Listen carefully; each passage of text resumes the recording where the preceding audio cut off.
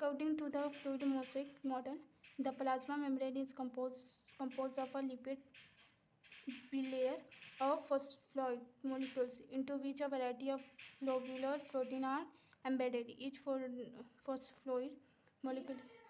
The plasma membrane is composed of lipids bilayer of phosphoid molecules into which a variety of globular proteins are embedded. Each phosphoid molecule has two ends, an outer head hydrophilic, water attracting, and the inner tail pointing, centrally hydrophobic, water repelling. The protein molecules are arranged into two different ways: peripheral protein or extrinsic protein. These proteins are present on the outer and inner surface of lipids layer. Integral protein or intrinsic proteins. These proteins penetrate the